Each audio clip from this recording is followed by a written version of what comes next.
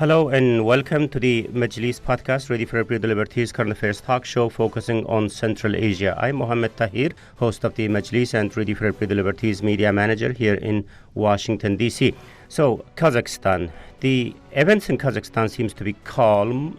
Protesters went back to their homes. Life seems to be returning to normal. Offices are opening up. Trains are running again. And the internet is back. But it was a hell of a week. A lot has changed just within a matter of days. We are still trying to understand what just happened, what led to it, and what kind of Kazakhstan coming out of these events. So on today's Majlis podcast, this is what we are planning to discuss. To do so, I'm joined by Ambassador William Courtney, former U.S. Ambassador to Kazakhstan in Georgia and currently Adjunct Senior Fellow at the RAND Corporation. Alia Teleganova, a researcher at Paper Lab, a Kazakhstan-based policy research center. Darkhan Omirbekov, Ready for Everyday Liberties, Kazakh service correspondent in Nur Sultan. And Bruce Pannier, the editor of Ready for Everyday Liberties Central Asia blog, Kishlok Owazi. Colleagues, thank you. Thank you very much for joining us today. And also, my voice might sound a little funny today. I'm just recording. I hope it's not too bad. So there has been lots of conversation about these events. I'm sure we are going to repeat some of them. But today, I had sort of 2 points to start with the actual event. So let's start with you, Darkhan. Describe as kind of lay of the land as of now, today, as of we speak. So all this time, for the entire time of this crisis, I've been in Nur Sultan, in the Kazakh capital. And here in Nur Sultan, the situation was more or less stable, even though there were mass protests as well and the mass detentions as well. But the major violent clashes took place in cities like Almaty, Taraz, Shymkent, Aktobe, I guess in Usk-Kamenogorsk. But of course, the Almaty city suffered the most. We were looking from Nur Sultan and we were scared as well. And starting from January 6th, we were living in a total blackout. Internet blackout. Right. Under that circumstances, we have to work, learn what's happening in our country. Right. That was very troubling period for our lives and for our work. So how's the situation today in Almaty? You said that was kind of turned into hotspot during those days. According to our colleagues, the situation is becoming normal, but the city is still recovering from the damage. And there are a lot of people who lost their relatives, a lot of people who were shot to death, and there are a lot of people who went missing, who got injured. Now we're collecting all those stories behind those clashes, and we're still trying to understand what really happened those days. In Januzan, things are normal now as we speak? Yes, in Januzan, in Aktau, things have been normal entire time. Our correspondent, Sania Token, was reporting from there for those days, and they surprised us with their protest culture. They kept the square, the protesting place very clean, and they didn't so-called provokers to spoil the peaceful assembly. And our correspondent told us that there were some attempts to destroy the peacefulness of the protest, like some people dressed up like a sports guy, like a mobs, and they were just very aggressive and they were provoking people to fight. And there was other people who were trying to disperse people, and then they were not the policemen, the police officers, at least officially. But the crowd resisted and they kept the protest peaceful, and they showed an example of protesting peacefully. Yeah, well, I certainly have a couple of questions about those so-called provocators, about their identities, if there is information available about that. So before that, Alia, is there anything you would like to add into what we heard from Darkhan? I'm currently in Astana, and it's been pretty quiet from the beginning of the events unfolding. I guess we've just seen a couple of activists and journalists arrested on January 3rd, 4th, and that has been it, probably, I guess. And so, the situation is quite stable in the capital city. What have you seen last week? Last week, we've definitely, several days in last week have been really intense in terms of the changes that the country and its people saw. It all started with dissatisfaction over the gas prices in Janauzian, and the protests spread quickly across the country. And we've seen mass demonstrations of solidarity with people of Janauzian. And we definitely saw the political statements and dissatisfaction of people with the government, with the ruling elite, with the regime. And I think what is important to say here is that the increase in prices for gas has been just a trigger. We've actually seen mass dissatisfaction and grievances that have been accumulating over the past decades. And sociologists, in particular, Serek Beysinbayev, for instance, the head of Paper Lab Research Center, he talks about the increase in protest potential in the country, especially since the spring 2019, when the President Nazarbayev stepped down, and since the presidential elections, we've seen huge mobilization and huge protest potential increasing since then. And we also see this evidence through the open data set provided by the Oxford Society in their Central Asian protest tracker, where the number of protests increased from, about 40 in 2018 to more than 500 in 2020. And the trend continues. And the COVID pandemic certainly has had this compounding effect on the population's discontent. Yeah. I think what we've seen last week is that these people actually poured into the streets. It was very sort of an extraordinary development taking place last week in front of our eyes. Let me bring you in here, Ambassador Courtney. The things might have started in Janauzian with the type of issues that Ali and Darkhan was talking about, with the fuel price hike and things like that. But it quickly turned into something different when the protests started in Almaty, in other major cities. So when you look into this from kind of 10,000 feet above, what did you see happening? Ambassador Courtney? It looks like Ambassador Courtney is not on the call, but let's see. Okay, Bruce, let's start with you with the same question. And obviously, I totally agree that there's a lot of underlying causes that weren't addressed and weren't voiced in the first day of the protest either. It is significant that something that was isolated in the western part of Kazakhstan and started over the price increase of liquefied petroleum gas, it spread so fast across the whole country. I mean, really within 48 hours, it had made it all from the Caspian all the way to the big cities of the east. And it shows that there's a lot of discontent in the country. It's been building for a while, as we heard. The government has lately, with those striking workers that we heard, there was a record number of strikes in western Kazakhstan last year, for instance, and the government adopted this tactic of speaking with the striking workers, labor strikes, and giving them some of what they wanted. And I think that's pretty much the tactic that the Kazakh government's been using for a while now, is when these protests break out, they give people something that they want, but not everything that they want, in the hopes that it will calm down and go away. But it really hasn't.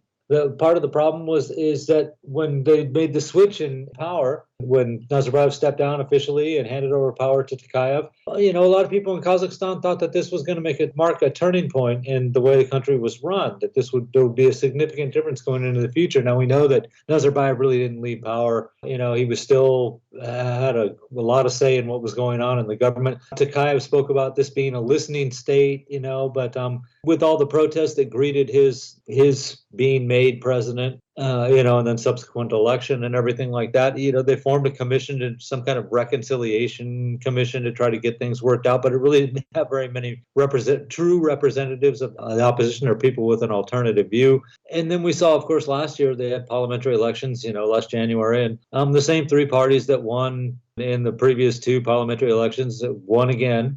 No opposition parties were registered. The standard of living continues to decrease, or certainly it doesn't get any better. Prices are going up, people complaining about their wages. And in the meantime, while this is happening, there's been an increasing number of reports, and our Kazakh service has been one of the outlets that's been reporting on the amazing wealth that Nazarbayev family has accumulated and how you're living. Now, if you're an oil worker in the West, or actually if you're working in a lot of industries anywhere in the country, and you keep seeing these reports that, Dinara Nazarbayeva owns a castle, an $83 million castle in Switzerland, and Timur Kulibayev has property, that's Dinara's husband, has property in Costa Brava in Spain, and Bolat Nazarbayev, the first president's brother, has a villa in Greece, and, on and on and on. And you're like, what's going on here? Why our lives were supposed to be different. They're supposed to get better. That's what Takaya promised us. And in the meantime, not only is that not happening, but now look at all these stories about how much the first family has, and and their friends have, and what's going on here. I mean, when are the people going to get a say in government? When are the people going to get their share of the wealth of Kazakhstan? So it's not surprising. The biggest disappointment of all this so far, of the many disappointments actually that have happened, is that the peaceful protests that started and the things that people were demanding have been moved to the side as everyone watches this struggle for power in the government. So really none of what the protesters were asking for or demanding has been addressed really so far. They did drop the fuel price. That's good. One expects, Tokayev said he's going to raise wages, things like that. But, this is the same tactic they've been using. We'll give you some of what you want. I think the authorities are going to have to realize that they can't keep doing business like they have been doing, but right now that seems to be what they're going to do. Right. Yeah. Thank you very much, Bruce. In the meantime, if you guys allow me just a second, I'm trying to add Ambassador Courtney. I think he has joined. Ambassador? Yes, Mohammed, how are you? Good, thank you very much. We have already started, sorry for the trouble. So what we have started talking about is, yes, we have seen lots of, commentaries, conversations about what happened in Kazakhstan in terms of the protests and the way it started and the way it developed. I just asked this question to Bruce, and I also was wondering, your thoughts on this.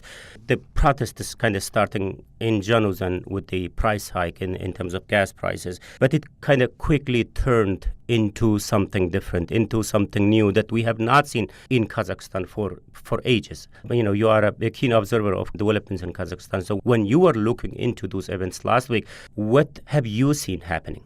From Washington's perspective, this started as a genuine popular uprising against a government that is notoriously corrupt and authoritarian, and becoming more authoritarian over time. And then it was hijacked by groups. Evgeny Zhovta said that there might be criminals, marginalized elements, folks from security services who engage in acts of violence, some of which may have been intended to justify a brutal crackdown, which did take place. I think there's a lot of concern in Washington about the shoot-to-kill without warning order. Secretary of State Blinken said that was wrong and should be rescinded. There's a lot of concern in Washington about the political prisoners, and apparently activists, human rights activists, are still being arrested. What's going to happen to those folks? I think the beginning part of whatever relations the U.S. has with the new authorities is going to focus a lot on these issues of human rights. Right. I was also wondering your own kind of analysis, Ambassador Courtney here. Yes, it might have started with those grievances of people in Januzan, but we have seen those kind of events in Januzan before, but it never turned into something like this. What was different this time? It's not easy to tell. Often popular uprisings come when there's a spark. Sometimes the spark is a stolen election, such as before the Orange and Maidan revolutions. Sometimes it's a policy statement, policy action by a government. For example, 2018, when the Russian government unveiled pension reforms, there was a sudden protest that spread across the country in just a couple of days, kind of like the speed with which this one has spread. This has been a cumulative issue, concerns about the stupendous wealth of the Nazarbayev family, about the difficulties of ordinary people living in Western Kazakhstan amid so much energy wealth, and about, across the country, gaps between the rich and the poor that have been publicized so much and bred some anger and resentment. Earlier, Darkhan, you mentioned this, the role of provocators. Kind of spoiling these peaceful protests, and also Ambassador hinted to that. So who are they? Who are those provocators? What is known about them? It's hard to say. I have never seen them with my own eyes, but my colleague Sanya Toykan told me that she recognized well-known boxer whose name is Adilbek Niyazimbetov, who brought a group of men like him. And, they're sports guy, they're well just trained to fight. In other cases, it's just the people who were dressed up ordinarily, it's hard to say who are they, where they came from, do they have their own task? It's hard to say now. The government says that they were just mobsters, terrorists, but the government still not providing any proof, document, or other things to prove their words. How they were provoking. I mean, what kind of tactics they have been using, and how they were provoking. I mean, how we know that they were provocators. They tried to spoil the peaceful protest, like saying, just blaming someone from the crowd, like don't listen to him, or he is a person, he is a traitor, something like that, or don't listen to Mukhtar Abdulazov. He's not a good guy. He will trick you, and then he would abandon you. Don't listen to him. Just go home. We should support President Tokayev in this difficult time, something like that. And there are situations when, like, these provokers start fighting. Like, you must have heard from the Kazakhstan events in 1986, when just the people dressed up like a normal or a protester start fighting. We've seen it last year in the officially approved protest in Almaty, when someone dressed up like a normal man just hit heavily a person who came to support human rights. And we've lost the person. The cameras went to film the person who were just struck. We don't know who was that person who started fighting this. That's the fear of the activists when they organize peaceful protests. They are afraid of someone who comes as a normal person, as a protester, or as just a member of that crowd, and start fighting for just innocuous reason, or start shouting like provocative statements, blaming someone, or saying very bad words about someone. And that's enough for the police that is observing that your protest is going violent. Now you have to stop. You know what I'm saying? Yeah. Then who was burning those buildings in Almaty? We don't know yet. Just speculations, and I cannot say anything right now.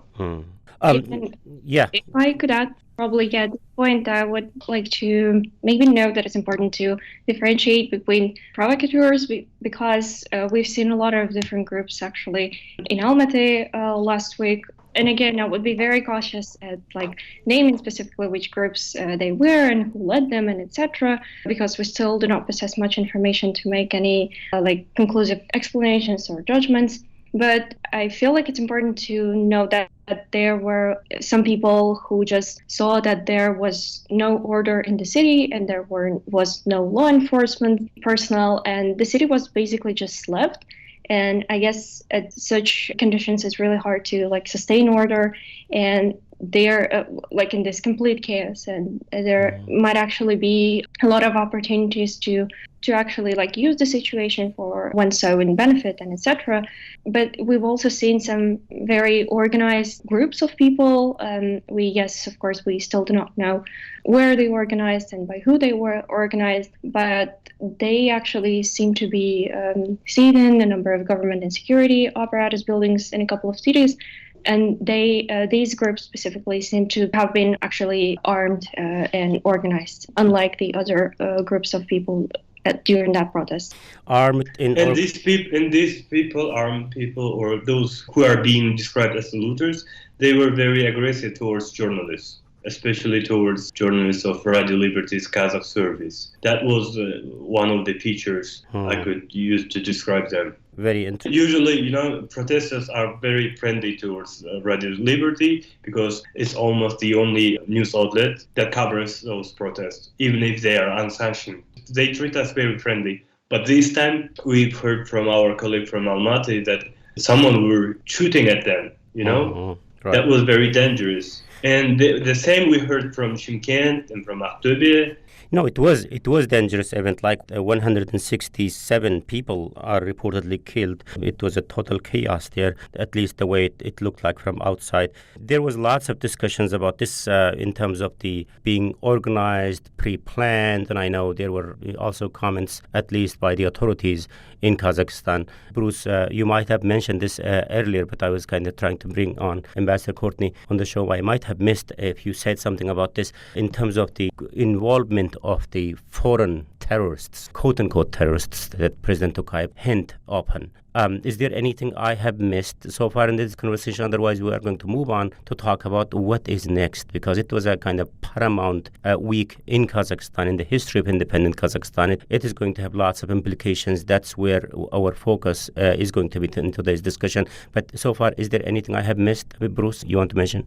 Well, since you raised the issue of foreign terrorists, I mean, this is one thing. The government, I'll be really interested in watching how the government walks this back. That was a really rash claim on their part, and I understand that there was a lot of pressure, but for Tokayev to come out and say there was 20,000 terrorists in the Almaty area alone, right? This is a major failure in your security service. If you can, and I made the point in the paper that this is law enforcement agencies in Kazakhstan are great at cracking down on very small groups that use social networks. Now, how do you get 20,000 terrorists on the outskirts of the biggest city in your country without anyone noticing that this is going on? It was a ridiculous claim from the start, and so far they haven't produced any evidence to show that this was true at all. They've gone after migrant laborers. We've seen the story about the Kyrgyz jazz pianist who was detained, beaten when he was detained, and then put in front of a camera and confessed that he was contacted by unknown people who offered him money to come to Almaty and participate in meetings. And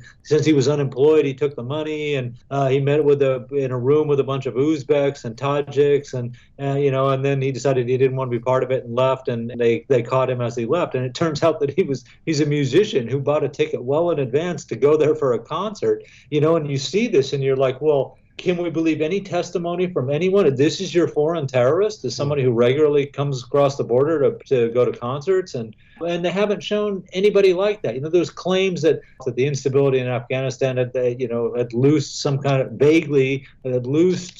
militants that made their way to Kazakhstan. And like I said, there's really not one shred of evidence so far that there was any foreign terrorists there at all. Although that was the justification for calling in the CSTO. That was the external threat, which is also another problem. Yeah. That they needed. You're not supposed to get involved in internal affairs if you're according to the CSTO charter. So they use these foreign terrorists who now it appears didn't exist at all, and they're dropping from the government narrative. But this is something the government has to answer for sooner or later, is who were these people, and on what basis did you make these claims that there was thousands of terrorists running around your country threatening to bring down the government? Yeah, on that, Ambassador Courtney, you look into this from kind of a policy point of view. What stands out to you when you look into the way authorities have responded to all this? Again, going to Secretary Blinken's comment, that the order to shoot to kill without warning was wrong and should be rescinded.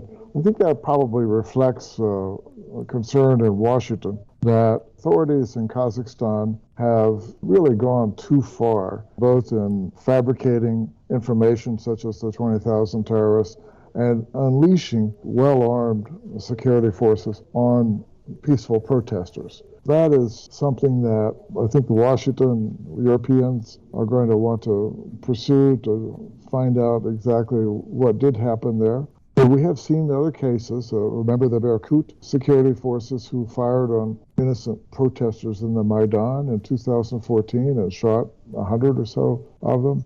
They were evidently associated with some security force. So we've seen, this link here of security forces carrying out provocative acts before. So there will be interest in any genuine investigation of this. One of the tests for the authorities and their relationship with the West will be whether an honest investigation of this incident carried out.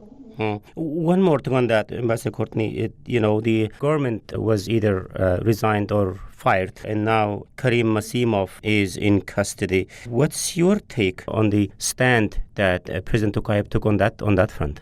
I mean, have you seen any link between what was going on in the government? Was there any kind of legitimate reason to fire the government or the government to resign, and what followed after that? So regarding Masimov's arrest on treason charges, in light of the discussion we've just had about potential involvement of security forces in the violent provocative acts, that combined with the arrest of Masimov, not just the removal of him from his position, but his arrest for treason, suggests that the security forces were complicit in activities that were violent and that sought to, if you will, prevent the political struggle for power, prevent it from going in one direction or another, in particular maybe going against the Nazarbayev family, because Masimov has been quite close to the parts of the Nazarbayev family and to Nazarbayev. So in terms of what may happen here, my sense is that the Nazarbayev family is going to be suffering,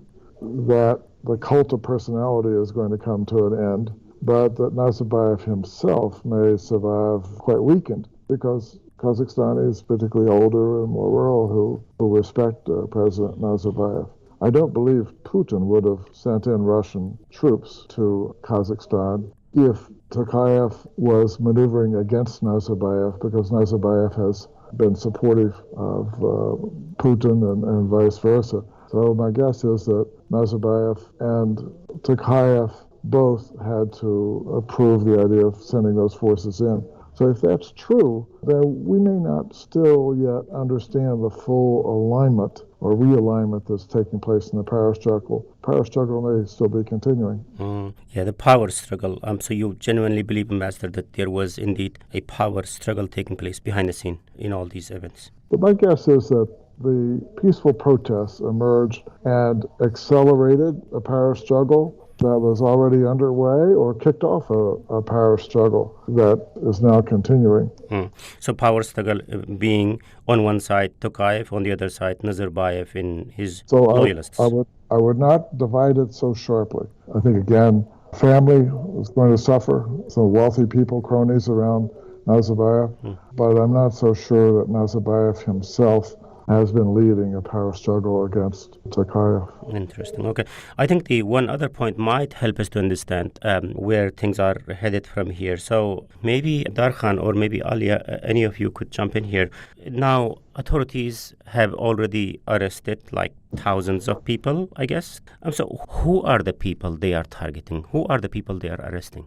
Darkhan, do you want to take this? Tokayev just tweeted that overall 2,000 people were arrested. The number of detained were, I think it passed 10,000 people.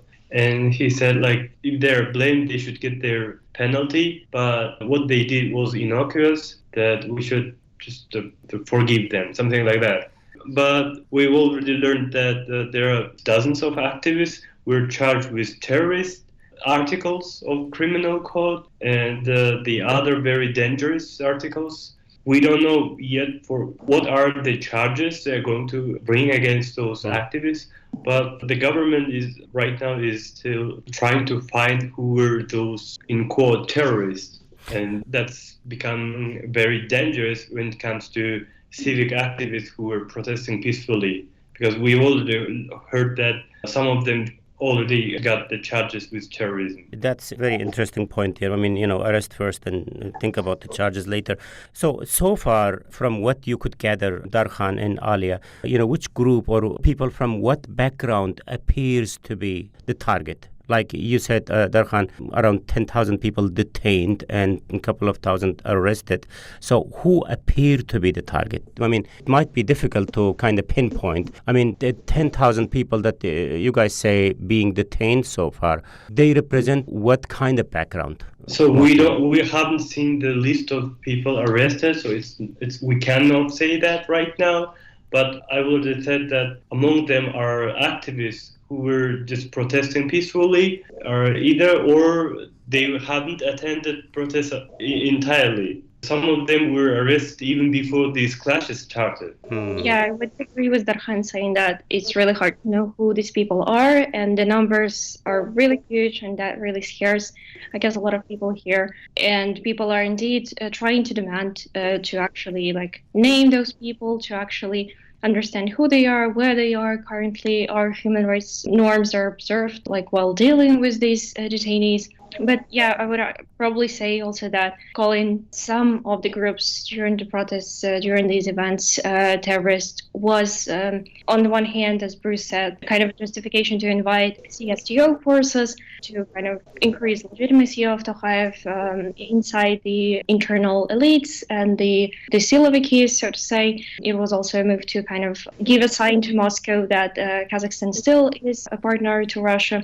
But it was also kind of a justification justification for probably brutal, violent crackdown on peaceful protesters to sort of demonstrate to the public, to the general public, how what kind of chaos and disorder can democracy and democratic movements bring. Mm-hmm. And yeah, I guess one of the ways of how authoritarian regimes actually deal with this kind of crises, and what we see after these crises unfold, is that there are actually a lot of people, I guess, expect which kind of repressions and brutal and violent repressions on activists, on media, independent media outlets.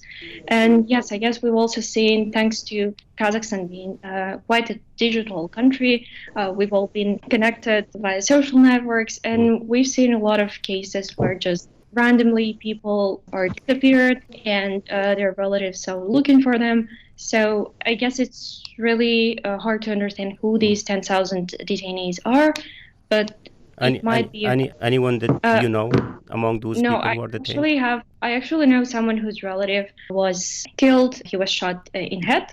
He was not even a protester, but yes, these are the real cases that we see. And yeah, through social media, we actually see a lot of people being, a lot of relatives seeking their, sons, fathers, husbands, and etc. Sorry, very sorry to hear that. So what kind of Kazakhstan coming out of these events? The other day, I heard a high-profile Kazakh official saying that this to be their 9/11 moment. So what is next? What the President Tokayev's comments since those events tell us about what is ahead in the country. So let's continue the conversation talking about these and many other questions very shortly.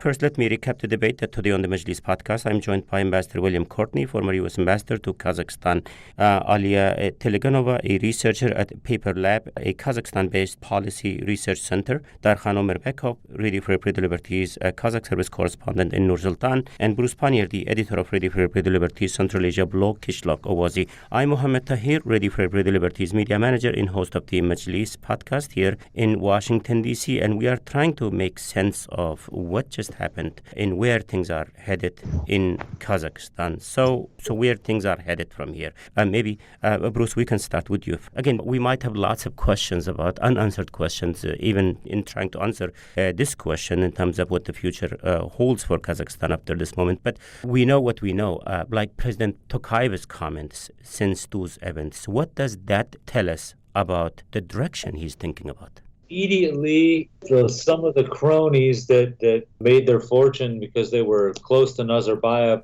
are going to have a little bit harder of a time in the future. I mean, he spoke about a certain strata of society that had enriched themselves even by international standards, and that they were going to have to start contributing to the welfare of the people in this new fund that he created, right? So it's, I mean, I agree with Ambassador Courtney 100% that this is not, assuming that Nazarbayev is still alive, that this is really not the end of him. I personally don't think that he had anything to do with it. I think his supporters did, but I don't think he was really in on this. And of course, him and Tokayev have been together for a long, long time. There's so many connections, it's hard to believe that Tokayev would turn around and make Nazarbayev the scapegoat for all this stuff. But some of the people that surrounded Nazarbayev, on the other hand, they're a different story entirely. It's no coincidence that, the youngest daughter, Aliyah, for instance, was on Telegram or something yesterday, and they found out, her account where she was sending her messages from was the United Arab Emirates, so she's out of the country. There's stories that his brother Bolat left the country on January 6th. So members of the Nazarbayev family are in a lot of trouble. That said, for an obvious reason. They've been international newspapers and other media, with their scandalous acquisitions of property and things like that. They're real bad publicity for the country, and they're an easy target for any new leader. Tokayev's not a new leader, but they're an easy target for him, and the people will do nothing but support any efforts to relieve them of as much of their ill-gotten gains as is possible. So that said, so we're gonna have an interesting kind of government. He can't get rid of everyone that was in his own government, right? Some people might not have supported him. Some people obviously did support him. He can't get rid of all the big business elites. That's bad for foreign investment. If you take out all the CEOs of the big companies and stuff like that. But there's got to be an understanding that's reached with all of them about what's who's in charge. And we've done this show before. Everyone said that Nazarbayev was really leading the country and Tokayev was a front man. Well, that's not true anymore. Yeah, but I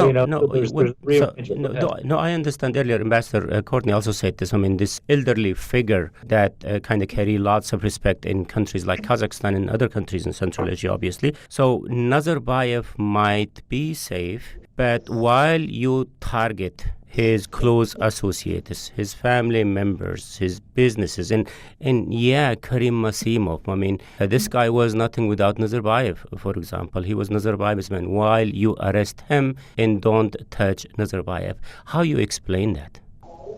It's going to take some finesse. There's no doubt about it. Like I said, Nazarbayev has some claim to legitimacy. He was the president of the country. He did do some good things for the country in the long. People will remember him for some stuff. Even his own people will remember him. Some good stuff he did. Bull shock program was a good thing. He decided to give up nuclear arms. That was a good thing. His balancing act, and between China, Russia, and the West, which Tokayev was a part of, but admittedly he's got some Western influence in there, and Western companies do business in there. These are all good things that happened when Nazarbayev was in. The increasing concentration of power into his hands and the increasing tendencies of the people around him to steal more and more money. Those are bad things, right? So it might be possible to divorce Nazarbayev from the acts of his inner circle and preserve him and keep him in Kazakhstan and blame people around him and close to him for using their connection to him to further their own interests, enrich themselves or something like that. You can kind of make that distinction that people got carried away and used, his brother Bolat, for instance, there was the interview a few years ago where they asked him how he came by all his money. And he said, the family name counts for a lot. This is bad. So those people you can probably take out pretty easy and say, look, he was busy with the affairs of state. He might not be guiltless, but he certainly is not on the same level as these other people. So what we name these efforts then? If that's the direction Tokayev is thinking, like anti-corruption kind of effort, or what is that? What's that going to be? That's strange because how are they going to do this? He said that the government will decide what businesses need to contribute to this fund that he's created and how much and how often they need to contribute to this fund. That's kind of read between the lines. It sounds like this is what you're going to have to do to keep yourself out of prison and keep your company. I said, you can't just get rid of these people because it looks bad for foreign investment. If you get rid of the head of Kazakh and strip down all the people involved in Kazmunai Gas or Kazatomprom or something like that, it makes investors real jumpy. So you got to kind of leave them there, but there has to be a new understanding reached about what's going on, and they need to make reparations, pay reparations for what they've done if they want to keep their posts. That said, that kind of agreement doesn't really engender loyalty by any stretch of the imagination either. So I imagine even their futures are kind of in question now. So I don't know what Ambassador Courtney, your take is on this. While listening to Bruce, another kind of story plays in front of my eyes, and that is, you will recall, Ambassador, a couple of years ago, the things that repeated in Saudi Arabia, the Ritz-Carlton hotel kind of scenario. Is it what we are looking at going forward in Kazakhstan to repeat? Could be that. Could be what we've seen in Uzbekistan. The experience generally has been that top-down reforms don't go deep, may not be lasting. So in Uzbekistan, some positive changes have been made, but there's a long way to go there. In Kazakhstan, unless the peaceful protesters can continue their efforts, really have an impact on governance, making governance more transparent and accountable, there's not going to be enough pressure to end corruption in these major state-owned companies, for example. So we're really at the beginning of seeing how this is going to develop, how much of the authoritarian power structures are going to remain just with very small changes, how far the civil society in Kazakhstan is going to be able to press the authorities to open up and become more transparent. President Tokayev has said positive things about opening up governance in Kazakhstan, both earlier and more recently, but we haven't seen any of that happen. All we've seen is a crackdown that has intensified. So it will certainly be hard for the West to trust anything that is being said now. And for the West, the big litmus test issue at the beginning is going to be what's happening to these prisoners, the political prisoners, and accounting of political prisoners, how many of them are going to be held and charged with various things. And so this is a bit more like, the West has had to confront this issue with Belarus. This is going to be a centerpiece of Western dealings with the new Kazakhstan authorities. So the idea of moving on to reforms and things like that, well, that can't really be done, at least from the Western perspective, without addressing these fundamental human rights issues. Yeah. And also, with the latest kind of crackdown and all these changes, what kind of implication that's going to have about the future of human rights and press freedom and all these? Kazakhstan used to be relatively in a better spot compared to lots of other neighboring countries in Central Asia. So where we are with those kind of values going forward, that's another big question. Perhaps we might not have time to go deep into that. But one other point, Ambassador, if I can follow up, I heard President Tokayev pointedly talking about corruption, some businesses making their contribution to the state fund. I was just wondering if the corruption is what he has in mind. Is he the right guy to take on corruption? I mean, he used to be part of those circle for as long as I remember. So fighting corruption in the former Soviet space is always a tactic that authorities like to talk about because ordinary people are so outraged by corruption, and that could be in Ukraine or Russia or Kazakhstan. But the ability to fight corruption will really depend on the power of civil society and political development to enforce that. There are no mechanisms of political intermediation in Kazakhstan yet that can do that. The popular protest has no clear leaders, no clear groups. Political parties have been marginalized for some time. So for progress to be made in fighting corruption, it's got to be bottom up, or otherwise it probably won't be genuine. I wonder if our colleagues in Kazakhstan might have any thoughts on that. I mean, I agree totally with Ambassador. I mean, corruption could not be fought without an active civil society in the country. So the events of last week, it has not been a good week for civil society the way I see it. Perhaps, Alia, you would like to take this? If possible, I would also like to add to the ambassador's point on that.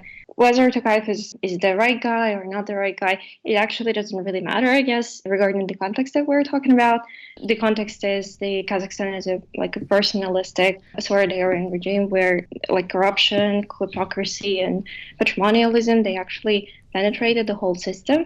So it would be really, really hard to kind of move to a totally new political developments and democratization that probably some people in Kazakhstan are hoping for right now. And especially as for the Tokayev's speech at the Majlis, we were yet to see, of course, whether the promises will realize in future or not. But what we actually saw is that the people who were present and contributed to the building of the system, along with Nazarbayev, the system that is very concealed and unresponsive to the society's concern. These very people, they remained in the new cabinet. Only a third of the cabinet was updated. So this might mean that the promised changes might be hard to realize, considering that the institutional memory of these experienced professionals puts its own restrictions in terms of working for the people rather than for the leader. And the system is largely based still on loyalty. As for, I'm sorry, what was the question regarding the civil society? Yeah. So what is your view in terms of what the future holds for civil society after the events of last week? Yes, civil society, I guess what we definitely saw is that the incredible scale of mobilization of citizens, of civil society has been throughout social media. Even despite massive internet blockages across the country, we've actually seen a lot of initiatives, including charities and online platforms to offer and receive help and etc. And we've also seen very important initiatives on launching of websites to count every person who was either wounded, lost, or found dead as a result of these events. So this is very important. But the civil society is probably to see more state repression in the future. I, of course, hope that this will not become true, but we have to remember that Tokayev hasn't mentioned much political reforms in his January 11th speech to address at the Majlis. But we have to consider, of course, things in context, and the context was that 4 days earlier on January 7th, we've seen Tokayev speaking quite heavily in terms of the civil society. He basically said that these are the provocateurs who kind of made huge violations in terms of law enforcement during the protests. And these are the activists and the independent media are the ones who are going beyond the law and who are to blame for these things that happened here. And yes, so it was quite a signal from Tokayev, I guess, that we are about to see repressions. Yeah, calling civil society provocators is not already a good sign to me, the way it sounds. Bruce, one other thing. So far, whenever there was anything bad in Kazakhstan, and Nazarbayev was in part to blame. Now, whatever he does going forward, President Tokayev do not have that excuse anymore. So he is responsible to what happens going forward, right? I'm not sure that some of the problems that are built up over the years, you could still lay at Nazarbayev's feet. As far as resolving them, yeah, I suppose he would have to bear some responsibility if he's unable to fix some of the problems or come up with some new ideas or something. But like I said, it was a 3-decade system there. The best of leaders and most capable of leaders would have a hard time undoing some of the messes that have built up over those years. So I mean, he's for a while anyway, he's still got an out by saying this is none of my doing, or at least I wasn't ultimately responsible for this. I'm trying to fix it, but it's going to take time, which is an old refrain from leaders who have replaced, Berdi Mukhomedov had said that, Mirziyoyev has hinted at the same thing. So he can't wave his magic wand and fix everything. That said, of course, as you mentioned, he was part of the system too. So he had to have known some of these things. But, like the light rail and Nur Sultan, Astana, whatever you want to call it, that's one example where he called them out on that. That wasn't a project approved under Nazarbayev, or at least in Nazarbayev's time, that he said was money poorly spent and just a way for people to embezzle funds. So, he can still play that game for a while and say some of this stuff he inherited, but he's trying to fix it. Yeah, but what I had in mind is he cannot continue going forward to hide behind Nazarbayev. I mean, he has to show his own face now that he is in authority. He's in a position of authority. He's the maker of shaker of new Kazakhstan.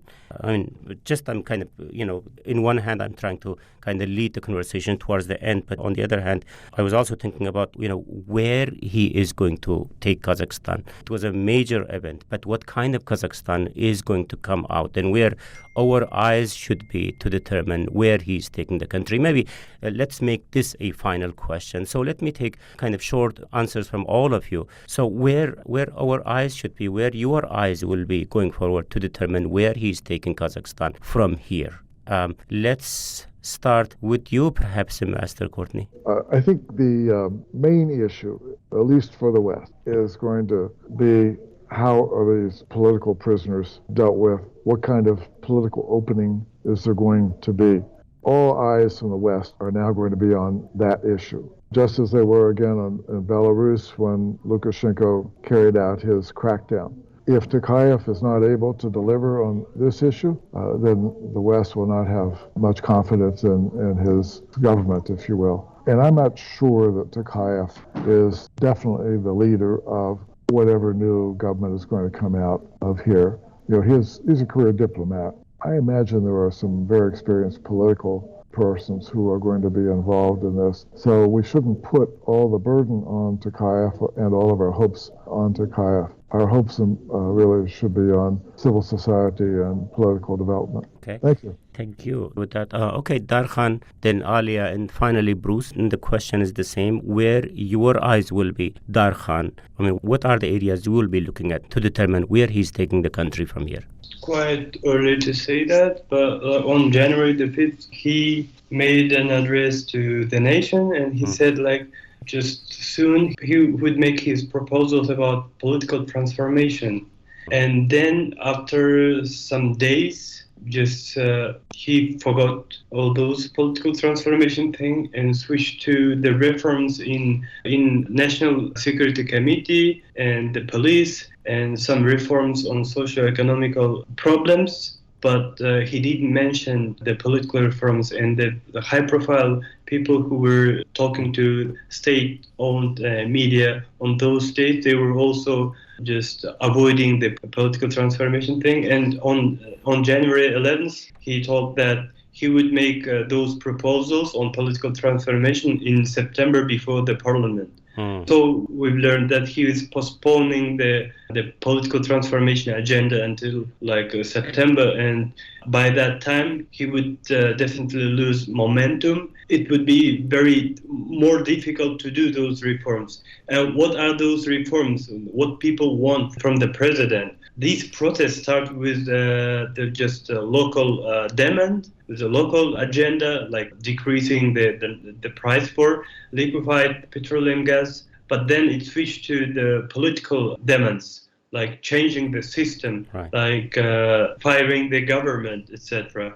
And now we all, like the analysts, the people, all came to a conclusion that the political reform should start from changing the way how parliament is elected, from switching from proportional system to majoritarian, where people would vote for a real person, not for the party, and the party decides who would be the parliament member. These kind of things started in late 2000s, just alienated the Kazakh people from attending the political life of Kazakhstan.